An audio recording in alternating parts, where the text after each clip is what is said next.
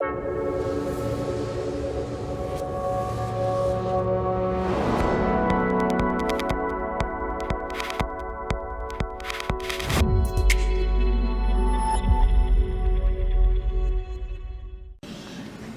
le compte à rebours a commencé, 880, 879, c'est-à-dire que dans une douzaine de minutes, donc on va assister au lancement en direct, à mise en orbite de ce référentiel.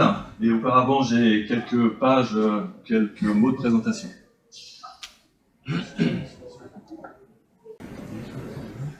Donc, je vous propose un plan en 7-8 points. Quel était le projet? Ensuite, quelle méthode on a utilisée?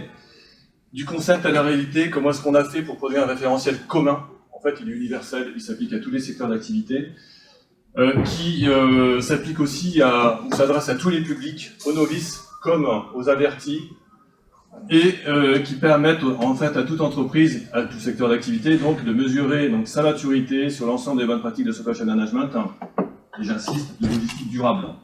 Puisqu'à travers ce référentiel, on a introduit l'ensemble des bonnes pratiques qui concourent à la supply chain durable.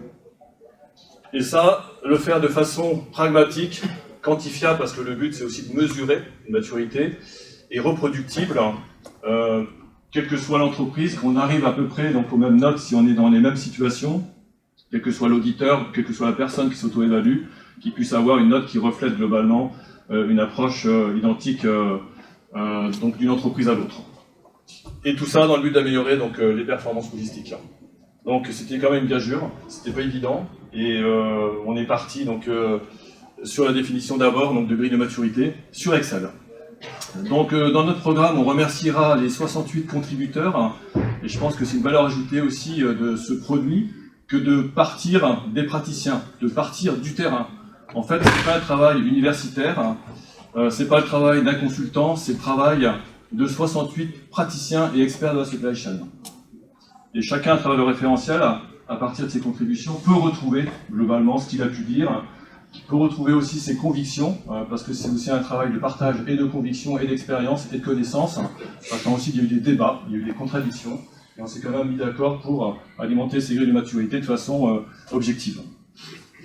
Quelques chiffres qui illustrent ce travail, et puis les dernières secondes du compte à rebours, avant le décollage et la mise en orbite du référentiel. Et ensuite, j'aurai quelques mots de présentation pour vous dire comment est-ce qu'on utilise finalement ce référentiel. Parce qu'on a un bel objet, je dirais même assez extraordinaire, peut-être même révolutionnaire. Maintenant, comment est-ce qu'on l'utilise? Selon qu'on est en entreprise, selon qu'on est consultant ou éditeur de logiciels, ou bien une école, une association. Et puis ensuite, on parlera de la suite des travaux, puisque c'est que le début de l'aventure qui s'avère en fait passionnante. D'accord? Donc au tout départ, lorsqu'on a commencé les travaux il y a 2 ans, on avait des définitions. On avait en fait un ensemble de critères, 80 critères d'excellence de la supply chain, répartis en une dizaine de modules, la fiabilité, l'efficience, l'agilité, etc. Et c'était insuffisant pour mesurer une maturité de supply chain. Derrière une définition, globalement, on n'arrive pas à faire ressortir toutes les bonnes pratiques qui illustrent ce critère d'excellence. C'est un peu dommage que je faisais.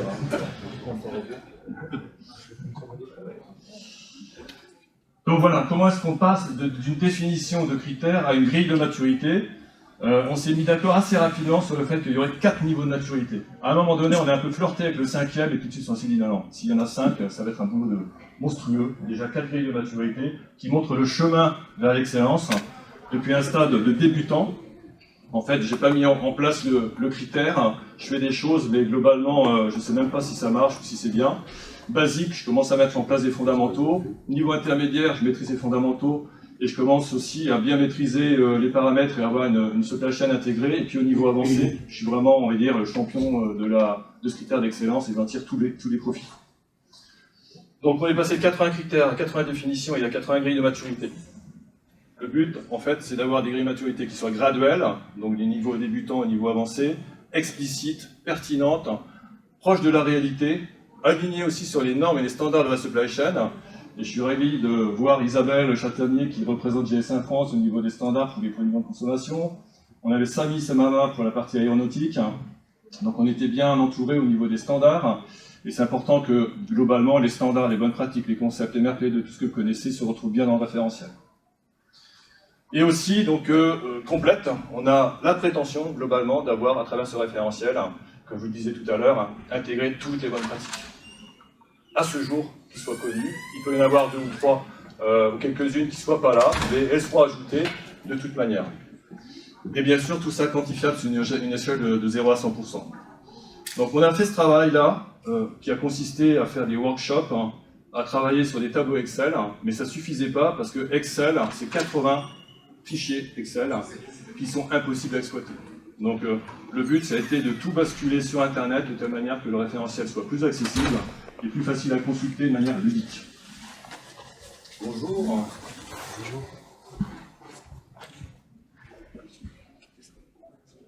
Alors, on reconnaît les 80 critères d'excellence répartis en 10 modules ou 10 leviers de performance durable, donc la fiabilité, la manière aussi de la supply chain résiliente, éco-responsable, digitale, donc tout ça par cœur. C'est l'une des valeurs ajoutées de ce référentiel, c'est d'avoir réussi quelque part à répartir les bonnes pratiques de supply chain management autour des 10 axes de la finalité de la supply chain.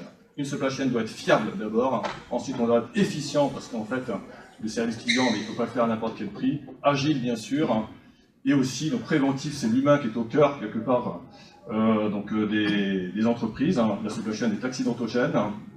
La partie résilience, pour pouvoir se relever après des chocs qu'on connaît de plus en plus. La partie environnementale, et puis on va dire des modules ou des leviers qui sont plus liés à la structuration de cette supply chain. On ne l'organise pas n'importe comment. Aussi à sa connectivité, donc il y a beaucoup de digital, communiqué, à partir notamment des standards de communication, mais pas que. Et aussi, il faut que ce soit collaboratif, aussi bien en interne qu'avec l'extérieur, et enfin apprenant, parce qu'en fait, on est sur une somme d'expertise et on n'a jamais fini d'apprendre dans la supply chain. Alors, les grilles de maturité, pour simplement rappeler comment elles sont constituées, on a un titre, une définition de critères d'excellence. Ensuite, on a donc la grille débutant, basique, intermédiaire, avancé, avec déjà des poids. Quand on est au niveau basique, on ne va pas aller vraiment au niveau de 20 au plus de 20%. Niveau basique, on est entre 20 et 40, entre 40 et 60, ensuite 60 à 90. Et on a mis ensuite des bonnes pratiques additionnelles, qui elles aussi sont pondérées. Vous avez à droite les éléments d'objectivation. En gros, c'est tout ce que vous avez dû produire comme document, comme politique, comme outil, comme process pour supporter ce critère d'excellence. Et c'est aussi la liste des preuves globalement, qui seront analysés par l'auditeur quand il viendra auditer la maturité de la supply chain. Et pour terminer, des observations et quelles sont les fonctions compétentes qui maîtrisent ce critère dans l'entreprise. On a ajouté une toolbox qui va renfermer un certain nombre de templates qui sont en fait anonymisés mais qui permettent assez facilement à une entreprise qui est au point de départ de mettre le pied à l'étrier, type cahier des charges type, contrat type, des choses comme ça. On a tous dans nos tiroirs. Et enfin, la dernière rubrique, c'est les offres de solutions et services. Donc ça c'est important parce qu'on a décidé au niveau de l'association de faire un lien entre le référentiel et l'offre de produits et de compétences sur le marché pour aider les entreprises justement à aller vers l'excellence. Voilà pour la présentation de la grille de maturité. Donc la méthode, ça a été de faire des workshops pendant 2 ans en fait. On a fait en tout, je vous dirais en termes de chiffres, à peu près 46 workshops. Ça a consisté à faire des visios en fin de journée.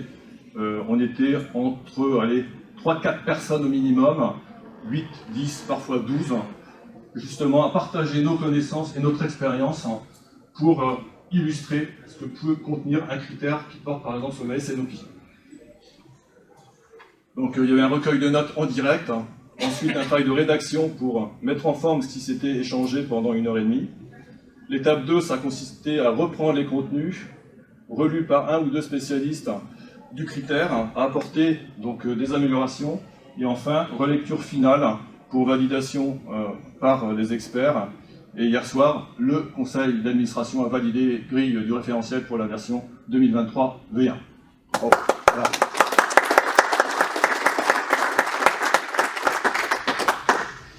Page suivante.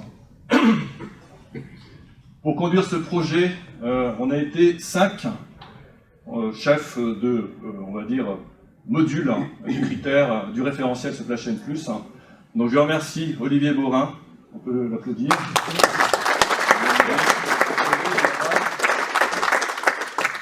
Qui fait de l'efficience en particulier. François Quéré sur l'agilité. Isabelle Chatanier et Samis Semama qui ont travaillé sur tout ce qui est Donc, en tant qu'animateur de workshop, je peux vous dire qu'on a beaucoup appris. Notre niveau de connaissance a augmenté de façon assez prodigieuse parce qu'on était au carrefour de la connaissance, on était au carrefour de l'excellence. Et là, vous avez les noms de tous les contributeurs et contributrices. Vous êtes 68 à avoir participé au moins à un workshop. Et vous avez aussi donc des experts supply chain comme des consultants, des éditeurs de logiciels qui connaissent parfaitement les critères sur lesquels ils sont positionnés, mais aussi donc beaucoup de praticiens à la supply chain qui sont également donc des spécialistes de leurs critères. Je vois Jean-Michel, c'est le champion du transport. Pierre Calais, pareil, plus l'entrepôt. Vous avez des gens qui sont les rois de la planification, du DDMRP, etc. Donc bravo à tous. Merci.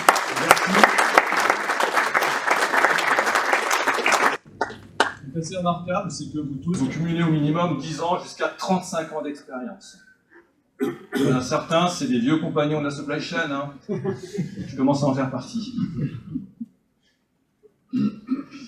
Tout secteur d'activité, agroalimentaire, cosmétique, pharma, automobile, aérospace, ferroviaire, électronique, énergie, équipement de la maison, divertissement, le luxe aussi.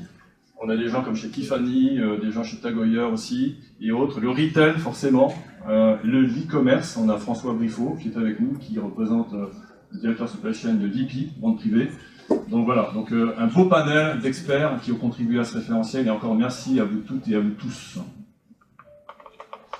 Alors, quelques chiffres. C'est un chantier quand même assez titanesque. Moi, je compare ça quelque part presque à la construction d'une cathédrale, parce qu'on est vraiment parti d'une plateforme vierge, d'un terrain vague, sur lequel on a construit, pierre après pierre, ce référentiel. 24 mois de travaux. Auparavant, on avait dit qu'on avait terminé un peu plus tôt, mais finalement, le dernier critère, on l'a défini le 17 septembre. C'est-à-dire il y a 3 jours, 4, c'était les éco-bilans, c'était un critère qui restait là, parce que celui-là il est dur, il est technique, et surtout il est très normé. Et il faut avoir lu quelques docs aussi du ministère de la Transition écologique, pour pas raconter n'importe quoi.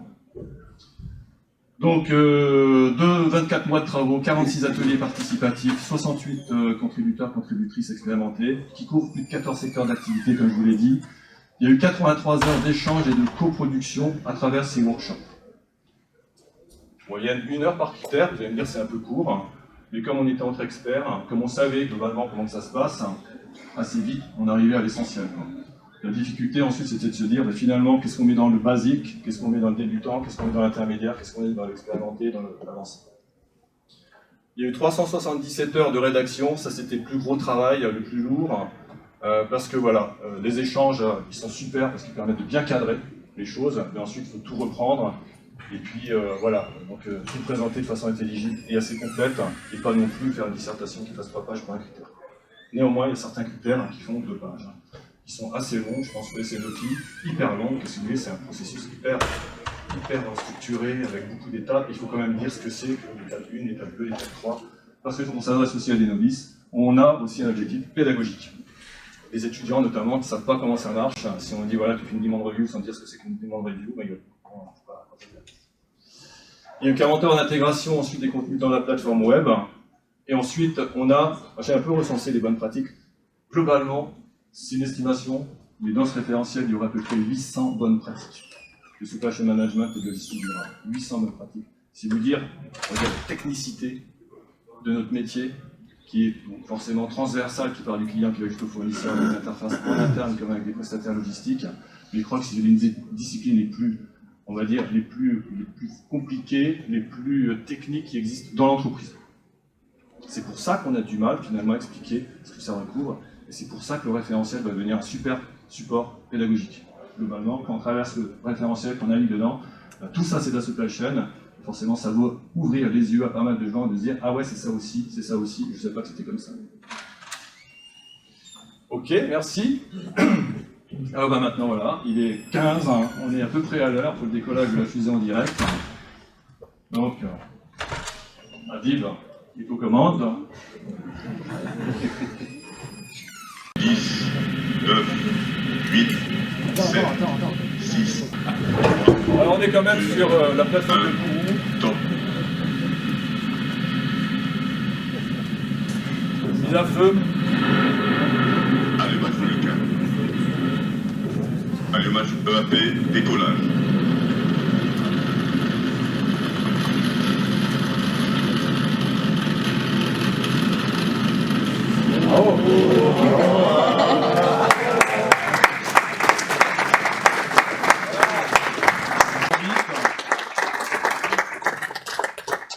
Maintenant, je vous propose de découvrir ce référentiel digital parce qu'il est fixé sur son orbite stationnaire et qui va tourner continuellement.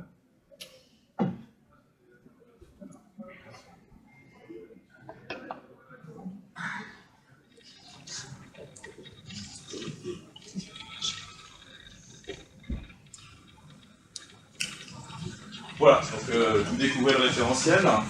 Très peu de gens l'ont vu jusqu'à maintenant. C'est un plaisir de partager ce travail. Globalement, on va retrouver à gauche un menu latéral qui représente tous les critères d'excellence qui sont représentés par des plots. Donc ici sur la fiabilité, on a 10 plots qui correspondent aux 10 critères d'excellence de la fiabilité. Si tu survoles le premier plot, Adil, on va reconnaître le taux de service client. C'est notre premier critère, hein, c'est le juge de paix qui dit qu'on est bon ou pas bon sur l'échelle. Voilà, taux de service. Si tu navigues un petit peu dans cette service client, ensuite les accords de service client fournisseur, les master data management, etc. Donc vous pouvez naviguer très facilement à travers tout le référentiel en vous positionnant sur les plots. Ici, vous avez aussi donc un carrousel. Vous êtes dans le critère de la fiabilité, c'est le premier qu'on ait choisi. On arrive là-dessus par défaut et vous pouvez vous déplacer donc de critère en critère grâce à ça. Et si tu vas par exemple sur la gestion de la traçabilité, puisqu'Isabelle est avec nous et c'est l'une des expertes en France du sujet, donc on va retrouver la définition et puis donc les descriptions des stades, on va dire, de maturité. Au niveau débutant, basique, intermédiaire, avancé. On a mis en gras quelque part les bonnes pratiques, puisque si on ne met pas de gras, quelque part on s'ennuie à le lire, donc on fait ressortir ce qui est important de lire. Et quand on descend, on arrive sur la partie intermédiaire qui correspond aux bonnes pratiques additionnelles qui, elles aussi, sont pondérées. Donc celle-là, elle vaut 5%, celle-ci 10, 5, 5, etc. Je vois un -1, il y a un petit souci. Là. L'erreur de frappe, c'est une bonne pratique qui pénalise, qui est difficile. À droite, vous avez les éléments d'objectivation. Donc voilà, pour notamment, si on s'intéresse aux critères de la traçabilité, c'est quoi la politique et les objectifs de traçabilité? Montrez-moi ce document que vous avez forcément établi, si vous êtes au niveau avancé, etc. Vous avez quelques observations parfois, pas sur tous les critères, et les compétences dans la supply chain pour justement donc, maîtriser ce critère et globalement donc, le faire évoluer. Vous avez une boîte à outils, pour le moment elle n'est pas illustrée, et vous n'avez pas non plus donc, de phases de solutions qui sont rattachées à ce critère pour le moment. Vous avez la possibilité ici tout en bas d'ajouter ce critère à vos favoris. Si vous cliquez là-dessus, tu peux remonter. Et à gauche, vous avez la petite étoile qui s'affiche à la place du plot rectangulaire. Donc ça, c'est enregistré sous votre profil, et ça montre que ce critère, eh bien, vous l'avez repéré et vous avez envie d'y retourner. Donc vous pouvez mettre en favori autant de critères que vous voulez, et ensuite vous pouvez retirer des favoris si vous avez finalement envie de changer. Et donc ajouter aux favoris. Si on remonte encore, excuse-moi Adib, je vais faire l'ascenseur.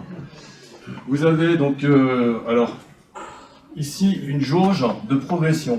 Donc on est allé voir 2 critères sur les 80, et on est sur le module fiable, et bien on voit qu'on a vu 20% du contenu du référentiel. Pourquoi on a fait ça? Du critère, effectivement, c'est déjà. Ouais. En deux critères, voire le tout. Voilà. Donc on a vu 2 critères, on est à 20%. Si tu cliques par exemple sur les stocks de sécurité, voilà, on est à 30%, etc. Ça c'est intéressant. Ça vous permet quelque part de mesurer votre avancement dans la, on va dire, dans la lecture du référentiel, et ça vous incite aussi à le dire. Parce que si vous êtes toujours à 10% ou à 0, vous allez vous dire, finalement, j'en fais rien de ce référentiel. C'est aussi un moyen de partager. Vous pouvez avoir dans une même entreprise 3, 4, 5 comptes, et vous demandez en fait au responsable entrepôt, au responsable prévision, au responsable service client, eh bien, de se loguer et de couvrir tous les critères qui l'intéressent. Donc ça c'est une petite astuce. Qu'est-ce qu'il y a comme astuce? Donc si on remonte tout à fait en haut, vous avez donc 4 modes. Le mode consulté. Donc on est ici aujourd'hui. Aujourd'hui c'est le mode consulté. Vous ne pouvez pas mesurer votre maturité. Donc c'est le chantier suivant, on va en parler tout à l'heure. Mais donc à partir de l'année prochaine, vous aurez la possibilité de vous auto-évaluer quand vous cliquez mesurer. Donc c'est moi, par exemple, François Briffaut de chez VP, qui mesure ma maturité, critère après critère. Et vous avez aussi donc l'onglet benchmarker. Quand il y aura assez de monde sur ce critère, on a beaucoup de gens dans l'agroalimentaire par exemple, on pourra commencer à faire des benchmarks, c'est-à-dire à croiser les notes de tout le monde de façon forcément anonymisée, confidentielle, et chacun pourra se comparer à une moyenne sectorielle, voire à une moyenne de taille d'entreprise, voire d'un pays à l'autre. On a des projections, des vues comme ça, de benchmark international. Et enfin, vous avez un onglet qui s'appelle certifié, lui aussi il n'est pas activé. Là on est en situation d'audit. Ce module certifié il est réservé surtout à l'auditeur ou à l'auditrice. C'est là-dessus qu'il va auditer et reporter ses notes de maturité et ses commentaires pour que ce soit enregistré au nom de l'entreprise qui audite. Et ces notes de maturité qui sont certifiées, globalement, auront une valeur, la plupart dans le benchmark, encore plus grande que les auto-évaluations. On arrivera là-dessus. Voilà, en quelques mots, donc on peut un petit peu se balader dans le reste. Je vais prendre la main à la rigueur, parce que j'ai 2-3 petites choses à vous montrer encore. Il faut savoir les trouver. Si on va ici dans l'efficience, donc on commence par la planification stratégique. C'est là où on a le SNOP, notamment l'IDP, SNOP niveau intermédiaire, IDP niveau avancé. Vous voyez, là il y a pas mal de contenu quand même. Les 5 étapes, voilà, tout ça. Vous avez ici donc les bonnes pratiques additionnelles, les éléments d'objectivation, c'est à peu près toujours des listes d'une dizaine de points d'objectivation. Et ici vous avez les observations, et ce que je voulais vous montrer c'est ça, voilà. Advance, c'est positionné sur ce critère comme étant une société avec de fortes compétences pour vous aider à progresser sur la planification stratégique. Alors, c'est pas exclusif, forcément, il y a un peu de concurrence, mais globalement, les offreurs de solutions sont invités à se positionner sur les critères qui dominent, ceux sur lesquels ils sont vraiment les champions, à tel point qu'on leur demande aussi de fournir un business case, qui est ici. Donc à partir de ce site, vous pouvez aller voir le business case. Alors rassure-toi, Olivier, il n'y en a pas, il y a simplement une petite note qui dit « Prochainement, il y aura un business case ». Ok ? Et donc ce business case montrera qu'effectivement Advance a de la science et de l'expertise et de l'accompagnement à revendre autour du SNOP. Donc ça rassurera quelque part les entreprises de se dire effectivement il y a une compétence, ensuite il faudra forcément faire un cahier des charges, un appel d'offres, etc. Le mettre en concurrence, mais globalement on a la prétention quelque part de relier l'offre et la demande à travers le référentiel pour aider les entreprises à progresser. Alors ce qui est bien aussi, c'est que on peut aussi aller voir le site web de l'offreur de solutions. On arrive directement sur son site web. Là, vous pouvez découvrir sa solution, avoir aussi certaines coordonnées, etc. Je reviens sur le référentiel. Je voudrais aussi vous montrer d'autres critères. Si je vais sur la partie tactique, c'est une occasion pour moi de remercier Bernard sur le DMRP, parce qu'on a une grosse discussion. On est obligé de reprendre ce critère qu'on avait déjà vu, parce qu'on s'est dit qu'il n'y a pas de DMRP dans le référentiel. Grosse catastrophe. Donc Bernard, il a dit, je suis désolé, quoi, mais si c'est comme ça, moi je m'en vais. Moi, il n'a pas dit ça.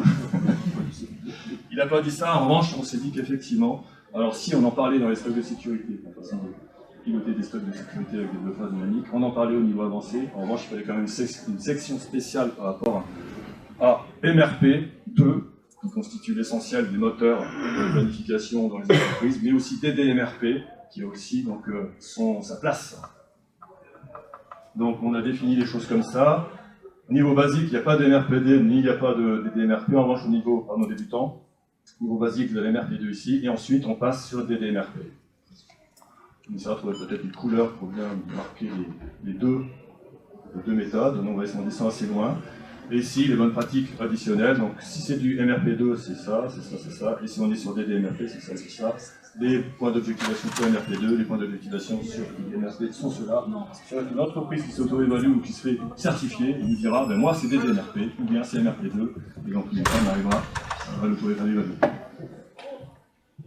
Et comme Bernard a travaillé sur ces grilles de maturité, et comme c'est le roi en France et le pionnier de DDMRP, forcément, il doit avoir sa place sur, ici, les offres de solutions. Ça convient, Bernard? C'est magique. Alors, on a aussi des offres de solutions qui sont très actifs. Lors du lancement chez personne, en revanche, gestion d'entrepôt, nous avons des cas systèmes, qui ne sont pas parmi nous, ils viennent d'adhérer à Supply Chain Plus, donc belle solution de gestion d'entrepôt.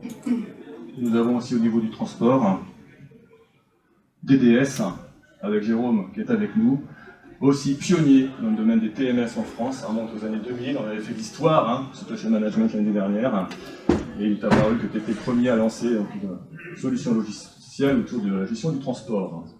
Donc tu figures en bonne place. Il y a aussi Shipify, donc, qui est membre depuis pas longtemps. Et donc on est appelé à avoir plusieurs membres pour un même critère. Pour terminer, je vais vous présenter ici. Alors vous regardez la partie sur la structuration. C'est très facile de se déplacer dans le référentiel. La direction supply chain, je vais ici, schéma directeur. On a fait des publications sur LinkedIn sur les schémas directeurs. Ce qui est rassurant, c'est que tout le monde n'est pas dans Supply Chain Plus et vous avez des retours qui vous disent oui, je suis d'accord avec ce qui est écrit dans ces grilles de maturité. J'ajouterai peut-être ceci, mais globalement, cette grille est bien faite. Donc c'est rassurant aussi. On a ce type d'échange autour des schémas directeurs et on sait que les schémas directeurs, c'est pas forcément facile à expliquer.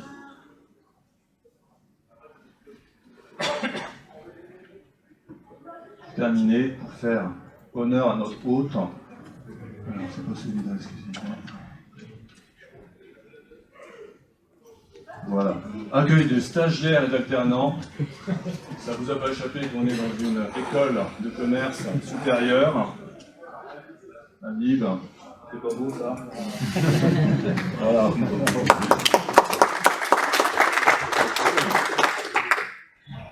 Il faut qu'on arrive à trouver une place pour chacun de nos partenaires. Et vous avez aussi une place pour le dernier critère, c'est celui-là.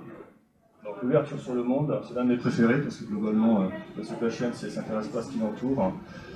Il ne peut pas évoluer. Supply Chain Village, Jean-Philippe Guillaume, il n'est pas avec nous aujourd'hui, mais c'est un grand promoteur du supply chain management depuis 35 ans. Forcément, il a sa place ici. On a Euralogistique, là aussi, il fait la promotion du supply chain management dans son territoire. On a les gens des NR6, de chez Cerevia, etc., qui savent tout ça. Donc voilà, c'est aussi de mettre en lumière, mettre en avant nos offres de solutions et nos partenaires. En revanche, attention, ce n'est pas un catalogue de référencement. On ne dit pas que telle solution est meilleure que l'autre. On s'assure simplement qu'ils sont vraiment bien centrés sur ces critères, qu'ils les dominent grâce au business case, grâce aussi à ce qu'on connaît de leur solution. Et quelqu'un qui voudrait se mettre partout, ou un consultant qui dirait je me mets partout, je paye 150 €, parce qu'il y a quand même un petit prix qui est affiché, qui est associé à la place dans le référentiel. On va regarder ça au crible. Voilà, on veut que ce soit crédible. Donc pas non plus ça ressemble à un catalogue commercial. Ok? Voilà, j'ai globalement fini de vous présenter. Vous avez un tutoriel qui est ici. On rappelle en fait le fonctionnement et vous avez un mode d'emploi qui est ici que vous pouvez aussi télécharger. Et enfin, je terminerai par ça pour la présentation du référentiel. Ici, vous avez ici, il y a quand même un petit truc que je vais vous montrer rapidement, parce que le temps passe et moins. Vous avez un dictionnaire qui est intégré dans ce référentiel. Si je clique sur APS, vous avez la définition qui apparaît ici. L'année dernière, il y a Michel Gavot qui est l'un des pionniers de MRP2 en France, le premier à avoir mis en œuvre MRP2 quand il était chez Philips, éclairage. Ça a été aussi celui qui a, on va dire, lancé les formations rapides CPIM en France à travers MGCM, que vous connaissez une partie d'entre vous. Il a fait un dictionnaire. Michel, il est à la retraite depuis pas mal de temps et il s'inquiète du devenir de son dictionnaire. Et donc, on a globalement trouvé un accord pour intégrer son référentiel dans son dictionnaire dans la référentiel. Donc, c'est pas encore fait, on a quelques définitions, mais on va augmenter les définitions du glossaire par les définitions de Michel Gaveau, où là, vous avez à peu près 400 termes de supplétion management. On revient assez facilement dans le référentiel en faisant ça. Pour terminer, je voulais aussi vous montrer ceci à propos. Globalement, donc, on dit que ça remonte aux années 2000, l'idée de faire ce référentiel. Ce que je veux vous montrer ici, voilà.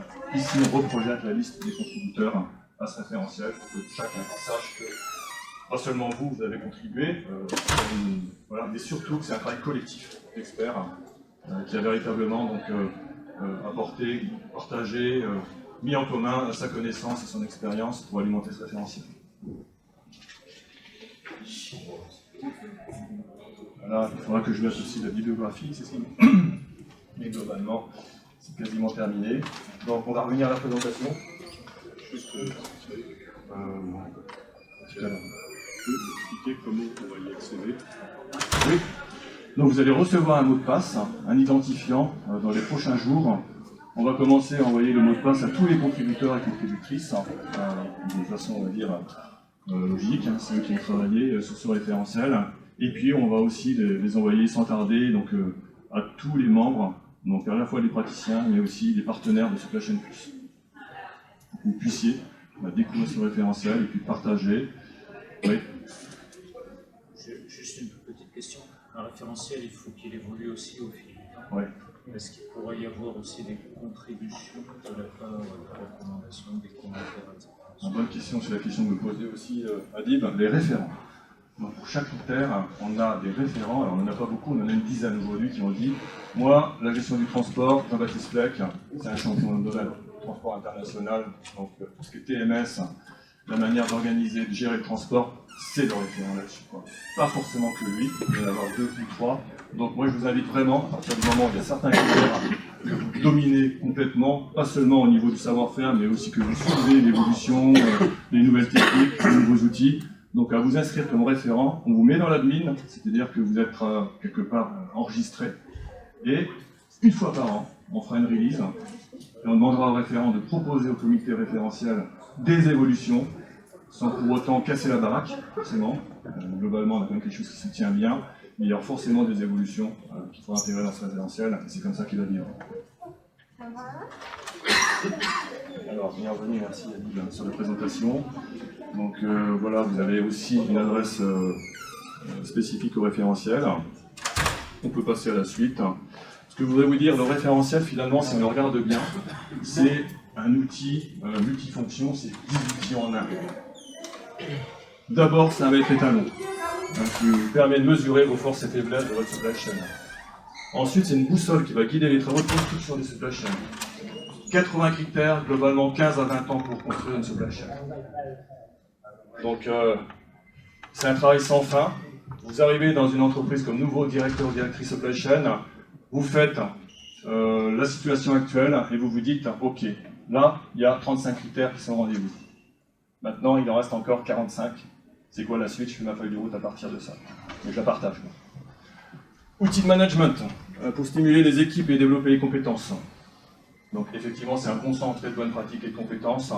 À travers ça, vous boostez vos équipes en disant, voilà, on est à 55% de maturité, voici la feuille de route, et voici pourquoi on le fait. C'est parce qu'on veut atteindre 100% là-dessus, on veut être à 80% là, on veut être au moins à 70% ici, etc. Et donc, on a envie d'aller jusqu'à 100%, et les équipes, ça peut vraiment les stimuler. Un guide pédagogique pour appréhender la panoplie des techniques et des outils de supply chain management et de logistique durable, ça s'adresse aux écoles, ça s'adresse aussi aux entreprises, aux fonctions qui sont un petit peu éloignées de nous, comme aussi à des novices. Bref, vous avez compris que là-dedans, on va apprendre beaucoup de choses. Un super outil d'auto-évaluation de ses propres savoirs et savoir-faire. Ça ne sert pas seulement, on va dire, à mesurer la maturité des supply chains, ça sert aussi à mesurer votre couverture des connaissances, des bonnes pratiques et des concepts de la supply chain. En toute honnêteté, vous vous dites, qu'est-ce que je connais bien, qu'est-ce que j'ai expérimenté dans la supply chain? Globalement, quel est mon niveau, quelque part, d'expertise de la supply chain? Ça, c'est intéressant aussi. Ça regarde que vous, hein, on n'a pas besoin de communiquer. Un télescope pour voir plus loin, parce qu'effectivement, il y a des choses qu'on découvre, qu'on explore à travers ce référentiel. Il y a notamment 2 modules qui sont, à mon avis, très très nouveaux dans la communauté de la supply chain. C'est tout ce qui touche à la prévention des risques, d'ATMP, tout ce qui est santé et sécurité au travail. Ça, c'est complètement méconnu. Moi, je vois beaucoup d'entreprises, je vais dans beaucoup d'entrepôts, et je vois encore des pratiques qui cassent le dos de tout le monde, hyper, on va dire, hyper fréquentes. Enfin bref, il y a beaucoup de douleurs encore dans les entrepôts, et globalement, personne ne sait vraiment comment manager tout ça. Il y a aussi un autre critère, c'est la partie résilience. La résilience, on a beaucoup travaillé là-dessus, et quand vous découvrez ces grilles-là, ceux qui ne les connaissent pas encore, il y a vraiment de la haute densité là-dedans sur la manière de sécuriser les approvisionnements, la distribution, la production, l'informatique. Je remercie au passage Niguet, puisqu'ils ont chez eux donc un responsable informatique qui est une véritable tour de contrôle et qui a sécurisé le système informatique. Et il nous a beaucoup éclairé et beaucoup aidé aussi dans l'appréhension de tout ça. Ensuite, c'est un outil aussi de benchmark pour 2024. Donc je ne m'étends pas là-dessus, vous avez compris. Un outil de certification pareil. Et puis aussi un outil de promotion de supply chain management. On va vraiment s'appuyer là-dessus avec des URL qu'on pourra envoyer, avec des critères qui seront ouverts, de telle manière que, voilà, on fasse découvrir les bonnes pratiques de supply chain management. Donc 10 outils en un. Si on continue... C'est 9. Alors ouais, tout c'est bien compté. J'ai pas de place pour mettre le 10e, mais bon. Non, enfin 9 ou 10 c'est pareil, c'est assez, on va dire, même c'est une découverte, parce qu'on se dit, on a fait un outil, finalement, il sert à plein de choses. Maintenant, comment l'utiliser? J'ai un couteau suisse, comment je l'utilise pour quoi faire? Donc, selon que vous êtes, si vous êtes directeur, directrice supply chain, elle va se dire, je l'utilise pour mesurer la maturité de ma supply chain, identifier les axes de progrès pour la supply chain d'entreprise, établir la feuille de route à 3 ans. C'est un exemple d'utilisation. Et ça donne du sens à son métier, mais aussi à ses équipes. Maintenant, vous êtes consultant. Eh bien, vous allez l'utiliser pour montrer la situation actuelle chez vos clients. Donc, vous avez vos clients, je prends le référentiel. Tu me consultes pour un problème de gestion d'entrepôt, ou pour un problème de planification, ou pour un problème de stratégie environnementale. Voici où tu en es. Je mesure maintenant le chemin qui te reste à parcourir et je te dis ma valeur ajoutée pour t'aider à progresser. Et je pense que ça peut être un bon outil d'entrée, aussi bien pour les vendeurs de logiciels que pour les consultants, pour dire vous êtes là, et grâce à ma solution et mes services, vous pouvez atteindre les 80% et en temps de temps avec tel budget. Au moins, ça donne un guide aux entreprises.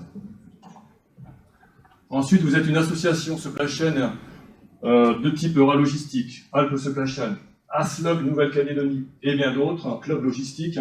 Eh bien, vous pouvez l'utiliser comme un support de benchmarking, de partage de bonnes pratiques entre vos membres, là aussi pour faire du lien entre les membres, ouvrir des débats de partage de bonnes pratiques et progresser ensemble. Et Jean-Baptiste Fleck a démarré. J'ai une vidéo, mais elle dure 4 minutes. Je pourrais la lancer, je ne sais pas si j'ai le temps, où il nous dit globalement comment il fait. Et enfin, donc ça c'est stimulant, c'est vraiment stimulant. Avant, c'est convaincant pour les consultants et vis-à-vis de l'entreprise. Et pour terminer, pour les écoles et les universités, eh bien, on va l'utiliser comme un guide pédagogique. Et là, il y a vraiment un super potentiel, où chaque critère d'excellence peut faire l'objet vraiment d'un cours, vraiment de partage d'expérience. On lit le référentiel, on s'est dit, il y a telle bonne pratique, il y a tels outils, ok. Et là, ça va vraiment apporter du concret aux étudiants.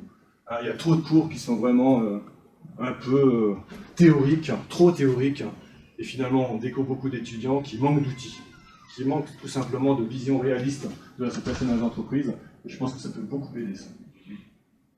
Ouais. On pourrait en...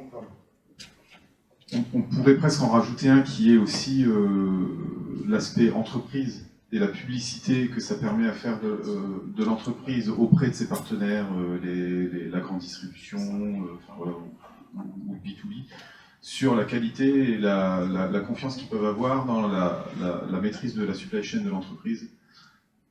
Parce que, il faut le rappeler, l'aboutissement de tout ça, c'est aussi d'avoir une certification qui est de label Supply Chain Plus, et qui, au fur et à mesure des certifications d'entreprise, il y en a de plus en plus qui rentrent dans le processus, il y a de plus en plus d'entreprises certifiées, va faire que ce référentiel va devenir le Graal qui fera la différence entre les entreprises demain dans la sélection des choix de partenariat que les clients pourraient avoir. Donc on pourrait même rajouter cet aspect entreprise. Tout à fait, donc on a déjà un deuxième outil, mais surtout, les personnalités, c'est toujours intéressant parce qu'on s'identifie assez, on se dit effectivement, je peux l'utiliser comme ça. Merci Cédric, on continue. Alors maintenant la suite des travaux, globalement, donc, on a un outil opérationnel qu'on peut consulter, on pourra mesurer et benchmarker les choses à partir de 2024. Qu'est-ce qu'il nous reste à faire, je dirais, dans le court terme? Donc, il y a pas mal d'échéances le 7 octobre. Pour moi, voilà, on a besoin de constituer maintenant une équipe de projet autour de tout ce qui est mesure et benchmark. On va lancer les travaux de mesure et de benchmarking cet automne.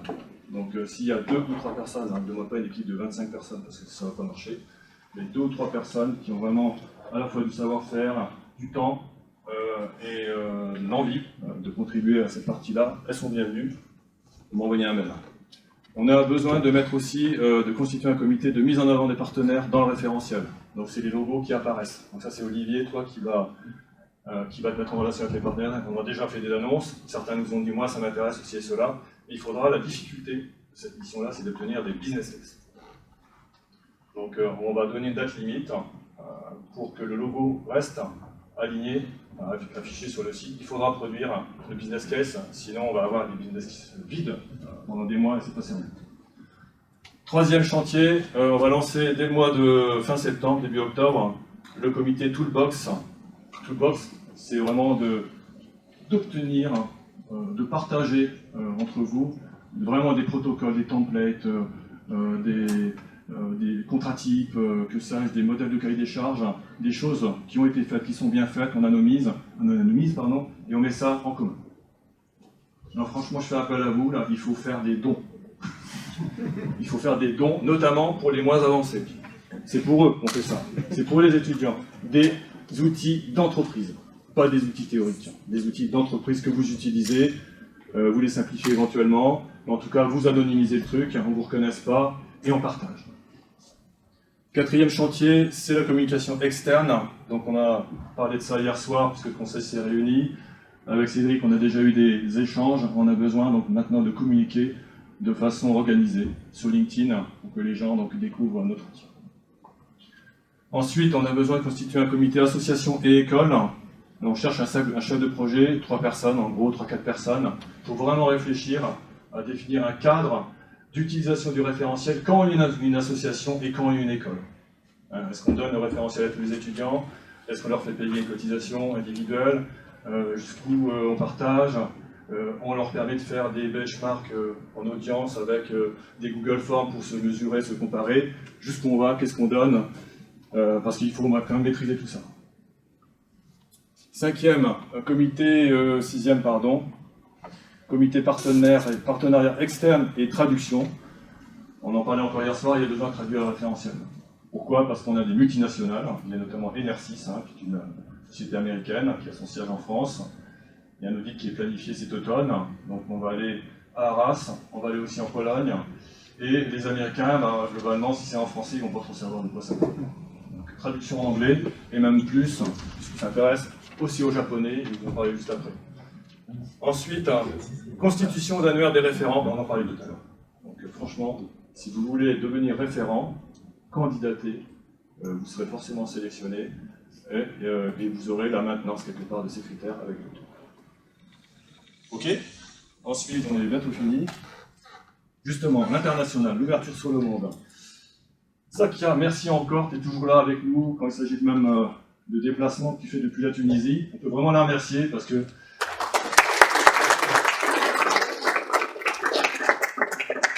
elle nous représente en Tunisie et c'est elle qui va aussi, donc, qui a motivé la réalisation d'un audit Supply Chain Plus chez Sagemcom en Tunisie. Ça s'est planifié à partir du mois d'octobre-novembre. Donc, et c'est un peu notre ambassadrice de Supply Chain Plus en Tunisie. Donc on organisera aussi les choses pour que tu puisses faire ton travail de promotion plus facilement. Et c'est une prochaine auditrice Supply Chain. Avec Jean-Baptiste Fleck, ils sont inscrits au jury de certification des auditeurs Supply Chain du 13 décembre. Donc pour le moment, je suis seul auditeur, habilité par l'association, et Il y en aura prochainement 2 autres, et l'année prochaine, il y aura Olivier Borin qui est dans le process, François aussi, qui ont déjà lancé le process, et on espère constituer, on va dire, courant 2024-2025, une brigade qui aurait 10-15 auditeurs supply chain. Il faut faire la promotion du métier d'auditeur supply chain dans les entreprises. C'est très peu répandu, les entreprises ne pensent pas instinctivement à faire appel à un auditeur supply chain. Grâce à cet outil, on espère promouvoir cette pratique. On a aussi des contacts avec le Canada, donc je ne vous dirai pas qui pour le moment, mais globalement il y a de l'intérêt à Montréal donc, pour nos travaux, donc on va poursuivre ça. Et pour terminer, sur la slide qui suit, on a les Japonais. Les Japonais s'intéressent à notre travail. Il se trouve que j'ai pu passer par le Japon lorsque j'étais dans le Pacifique cet été pour le travail, forcément. J'ai beaucoup travaillé dans le Pacifique, mais c'est vrai. Et pour revenir dans la Nouvelle-Calédonie, donc je suis passé par le Japon, et 2 mois avant d'arriver au Japon, en accord avec Laurent, le président, donc, on a noué un contact avec le JILS. Le JILS, c'est le Japan Institute of Logistic Systems, une association non-profit, comme nous, qui regroupe à peu près 1000 membres. C'est toute l'industrie japonaise, la distribution japonaise, transporteurs, prestataires japonais qui sont dans cette association. Et bon, ils m'ont expliqué, en gros, quelle était la supply chain, la maturité au Japon. Je n'ai pas le temps de vous présenter tout ça. Et globalement, ils n'ont pas un référentiel aussi développé que le nôtre. Et ils souhaitent mettre l'accent sur le supply chain management au Japon. Ils en ont besoin. Et donc, ils nous demandent, par un mail, et ça a été validé par le bureau hier soir, d'accéder au référentiel. Ils vont voter un budget pour le traduire en japonais. Ils vont envoyer des Japonais en France pour être formés comme auditeurs supply chain. Et ils veulent faire des audits supply chain au Japon pour faire évoluer, faire progresser les supply chains japonaises, mais aussi se comparer aux supply chains françaises. Donc on va faire des benchmarks internationaux, en particulier entre la France et le Japon. C'est notre volonté, et on va les aider. Et on aura effectivement, donc, à mon avis, franchement, beaucoup de choses à apprendre des Japonais. C'est les champions du Lean. C'est eux qui l'ont inventé. C'est des mines qui allaient aux États-Unis dans les années 45 pour reconstruire le Japon. Ils se sont emparés de ça, ils ont fait le Kaizen, le Lean, bref. On a des certifiés Belt, Yellow, enfin Black, etc. Mais ils ont aussi des choses à apprendre de nous. Voilà. Donc je pense que ça va être l'occasion vraiment d'avoir un échange interculturel fascinant, passionnant. Et puis on souhaite aussi aller en Allemagne pour aussi se comparer à des Allemands. Donc voilà, donc, un référentiel maintenant qui nous porte hors de nos frontières. Voilà, puis je pense que j'ai terminé. Voilà, je vous remercie de votre attention.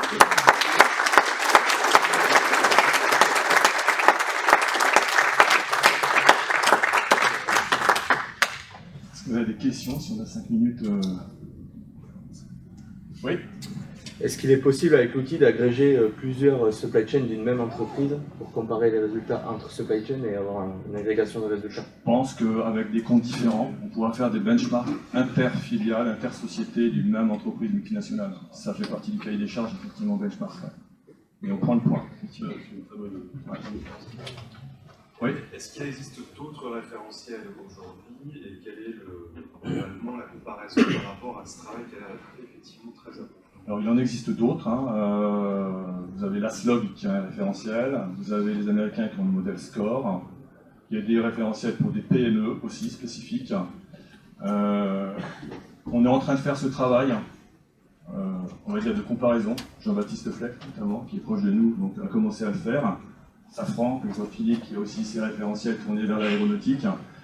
Et globalement, à notre connaissance, par rapport à ce qu'on sait de ces référentiels, il n'y a pas de référentiel dans le monde qui soit aussi complet que celui-là. Donc, en toute modestie. Mais on a beaucoup travaillé aussi pour ça. Non, l'aspect préventif, ça n'existe pas. L'aspect écologique, oui. L'aspect résilience, en partie. Donc il y a quand même pas mal de nouveautés dans notre référentiel qui donnent tout son attrait. Autre question?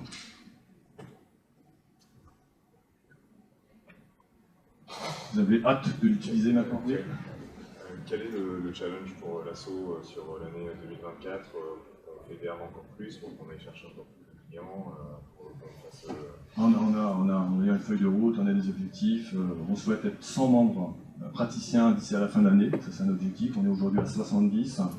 On souhaite être à une trentaine de membres partenaires. On est à 25 à peu près. Voilà, on a des objectifs et on se donne les moyens de les avoir, enfin de les atteindre. Mais les webinars, la toolbox, enfin bref, on va continuer à exister, mais encore de façon plus concrète sur les réseaux sociaux parce qu'on fera référence au référentiel digital. Tous les convaincus sont les meilleurs ambassadeurs. Ouais. Donc il ne faut pas hésiter. Ah oui, de votre côté, ce que dit Cédric, si je traduis, faites la promotion, devenez des ambassadeurs, faites venir des membres à votre niveau, connaissez tout le plein de monde, parlez-en. Si vous avez besoin de carte de visite, eh ben, demandez-nous des cartes de visite. Sur les salons, on se rencontre, n'est-ce pas Étienne, on se voit assez souvent. Là aussi, c'est l'occasion vraiment de rencontrer plein de monde, de faire la promotion du référentiel. 50 €. 50 € l'adhésion pour une entreprise, c'est pas beaucoup. Ça va sûrement augmenter, parce que c'est pas assez, on se dit maintenant. Pour un partenaire, 2000 €, bon, c'est quand même conséquent comme budget, mais il y a quand même pas mal de visibilité. Et on souhaite véritablement que ce référentiel soit le référentiel de supply chain, aussi bien en France qu'à l'international. On va faire ça pour ça. Quoi. Oui, question dans le fond, Bertrand? Non. Oui. Question, je sais qu'il y a une feuille de route, mais combien de supply chain vous allez visiter sur les mondes mondiales? La tienne d'abord, celle de Sagemcom, donc il y en a 2 pour la fin de l'année. Et on est très content de sortir de l'agroalimentaire, parce que jusqu'à maintenant c'est 4 supply chains agroalimentaires, donc Bjorg, Bonduel, Lustucru et aussi Cerelia. Donc ils sont devant. Alors pourquoi l'agroalimentaire? Parce que d'abord on est dans le frais, et je pense qu'en France, les plus belles supply chains sont notamment dans l'industrie des produits frais. C'est là où vous avez plus de contraintes, c'est là où les marges sont les plus petites, c'est là où la moindre erreur, eh bien, elle est tout de suite, elle cache ce truc-là. La grande distribution est dure, bref, vous avez des contraintes de partout, c'est pour ça que vous êtes les rois de la supply chain, et c'est pour ça qu'on a commencé par vous, et c'est pour ça que l'histoire commence par l'agroalimentaire ultra frais. Elle va se propager maintenant dans des secteurs comme l'aéronautique, mais la pharma, l'énergie, l'automobile sont bons aussi, attention, ils sont bons aussi, quoi. Grande série aussi. Quoi. Voilà, plein de questions, et puis passer le relais conférencier.